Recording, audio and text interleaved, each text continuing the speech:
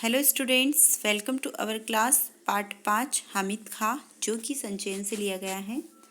पिछली वीडियो में हमने पढ़ा था कि लेखक ने पाकिस्तान में आगजनी की खबर सुनी तो उनको वहाँ पर एक दुकानदार जो कि खाना बनाता है हामिद खां, उसकी याद आई और वो वहाँ के दृश्य के अंदर खो गए कि वो किस तरीके से भयानक गर्मी के अंदर वहाँ पर गए थे और इतनी धूप थी चारों तरफ कि कोई भी खाने पीने की वस्तुएं नहीं दिखाई दे रही थी और बहुत ही गंदी तंग गलियों के अंदर वो जाकर खाना ढूंढ रहे थे। सभी जगह देख रहे थे परंतु कहीं पे भी उनको खाने की व्यवस्था नहीं हो रही थी।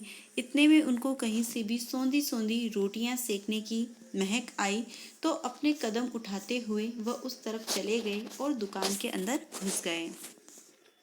उससे आगे हम इस वीडियो में पढ़ते हैं।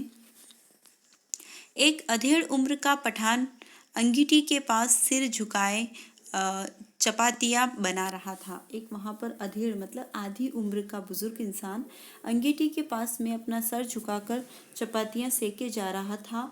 मैंने जो ही दुकान में प्रवेश किया वह अपनी हथेली पर रखे आटे को बेलना छोड़कर मेरी ओर घूर घूर कर देखने लगा। मैं उसकी तरफ देखकर मुस्कुरा दिया, फिर भी उसके चेहरे के हाव भाव में कोई परिवर्तन नहीं हुआ। वह बेपरवाही के साथ तीखी नज़र से मुझे निहारता जा रहा था। जैसे ही लेखक वहाँ पहुँचे उन्होंने देखा कि वो जो रोटियां पकाने वाला था पठान, तो उन्होंने उनकी तरफ देखा और घूर घूर के देखे ही जा रहा है। अपने हाथों में वो आटा लिए उनकी तरफ देख रहा है। लेखक ने मुस्कुराया, फिर भी उसके हाव भाव में कोई परिवर्तन नहीं हुआ था। खाने को कुछ मिलेगा? इतने लेखक ने कहा। खाने को कुछ मिलेगा? धीमी आवाज में पूछा। चपाती और सलाद हैं, वहाँ बैठ जाइए। उसने कहा चपाती सलाद मिलेगा, आप वहाँ बैठ जाइए। उसने एक बेंच की तरफ इशारा करते हुए कहा। मैंने बेंच पर बैठकर रुमाल से हवा करने लगा। मैंने एक दुकान के भीतर झांककर देखा तो बेतरतीबी से लिपा हुआ आंगन, धूल से छनी दीवारें, एक कोने में खाट पड़ी हुई थी जिस पर एक दड़ियल बुढ़ा गद्दे तकिए पर कोहनी टेके हुए हुक्का पी रहा था। हुक्के की गुड़गुड़ाहट से में उसने अपने आप को ही नहीं बल्कि सारे जहान को भुला रखा था। जैसे ही लेखक उस दुकान के अंदर बैठे उन्होंने इधर उधर देखा तो वहाँ पर बुरी तरीके से लिपा हुआ आंगन था, धूल से भरी हुई दीवारें, इतना गंदा था और उसके अंदर एक बुजुर्ग गद्दे डालकर तकिए का सहारा लेकर वहाँ पर हुक्का पी रहा था और ऐसा लग रहा था कि मानो उस हुक्के की गुड़गुड़ में उन्होंने पूरे जहान को भुलाकर अपने आप को ही भुला दिया हो, ऐसा जान पड़ रहा था। भाईजान, आप कहाँ के रहने वाले हैं? चपाती को अंगारों पर रखते हुए उस अधेड़ उम्र के पठान ने पूछा।